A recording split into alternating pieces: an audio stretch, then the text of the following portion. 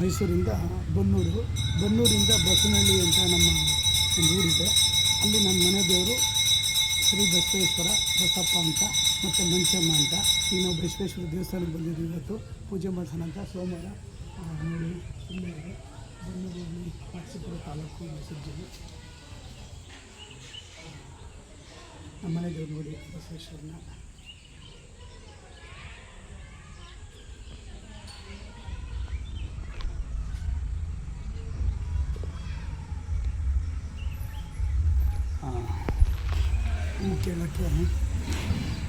ಹೂ ಕೇಳಕ್ಕೆ ಕೂತ್ಕೊಂಡಿದ್ದಾರೆ. ಏನಾದರೂ ಅವ್ರಿಗೂ ಏನಾದರೂ ಬೇಕು ಅಂತ ಏನಾದರೂ ಕೆಲಸ ಕಾರ್ಯಗಳು ಆಗಬೇಕು ಅಂದರೆ ಇಲ್ಲಿ ಬಂದು ಕೇಳ್ತಾರೆ. ಇಲ್ಲಿ ಸುಮಾರು ಒಕ್ಕಲುಗಳು ಅಂತ ಒಕ್ಕಲು ಅಂತ ಹೇಳ್ತೀವಿ ನಾವು, ಒಕ್ಕಲು ಅಂತ ಹೇಳ್ತೀವಿ ಬಸವಪ್ಪನಿಗೆ. ಇಲ್ಲಿ ನಾವು ಈ ದೇವರಿಗೆ ನಾವು ಒಕ್ಕಲಾಗಿರ್ತೀವಿ. ಮತ್ತು ಇಲ್ಲಿ ಹೂ ಕೇಳ್ತಾರೆ. ಏನಾದರೂ ಕೆಲಸ ಆಗೋಂಗಿದ್ರೆ ದೇವರು ಭಗವಂತ ಕೊಡ್ತಾನೆ. ಬಲಗಡೆ ಕೊಟ್ಟರೆ ಆಗುತ್ತೆ, ಎಡಗಡೆ ಕೊಟ್ಟರೆ ಆಗಲ್ಲ ಅಂತ. ಸುಮಾರು ಅಷ್ಟು ಸುಲಭ ಕೊಡಲ್ಲ ದೇವರು. ತುಂಬ ಪವರ್ಫುಲ್ ದೇವರು ಬಸವೇಶ್ವರ. ಇಲ್ಲಿ ನೋಡಿ ಒಳ್ಳೆಯ ವಾತಾವರಣ. ಬಸವನಹಳ್ಳಿ ತುಂಬ ಚೆನ್ನಾಗಿದೆ. ಇಲ್ಲಿ ದೊಡ್ಡ ಊರು ಎಲ್ಲ ಒಳ್ಳೆಯ ಜಾಗ, ಗದ್ದೆ, ಹೊಲ, ಕಬ್ಬು ಎಲ್ಲ ಚೆನ್ನಾಗಿ ಬೆಳೆದವ್ರೆ. ನಮ್ಮ ಮನೆ ದೇವರು ನೀವೆಲ್ಲ ನೋಡಿ, ನಮ್ಮ ಮನೆ ದೇವರು ನಿಮ್ಗೆಲ್ಲರಿಗೂ ಆಶೀರ್ವಾದ ಮಾಡಿ ಅಂತ ಕೇಳ್ಕೊಡ್ತೀನಿ.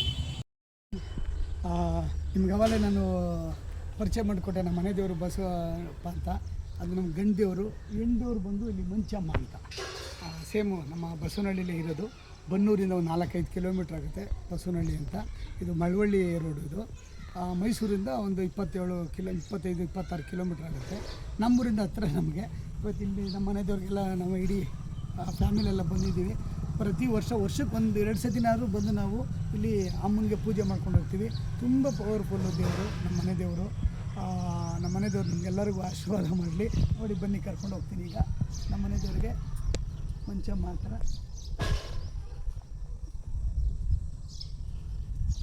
ಬನ್ನಿ.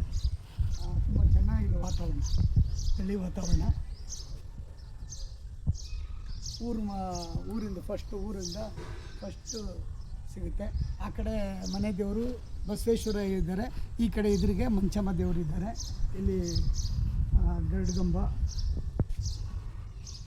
ನೋಡಿ ನಮ್ಮ ಮನೆ ದೇವರು ಮಂಚಮ್ಮ.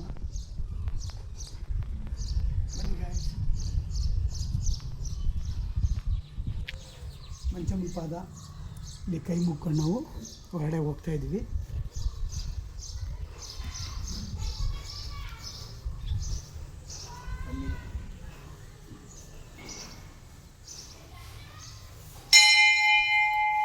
ಇದು ಮಂಚಮ್ಮ ದೇವರು. ಮಂಚಮ್ಮನ ಪೂಜೆ ಮಾಡೋಂಥ ನಮ್ಮ ಪುರೋಹಿತರು.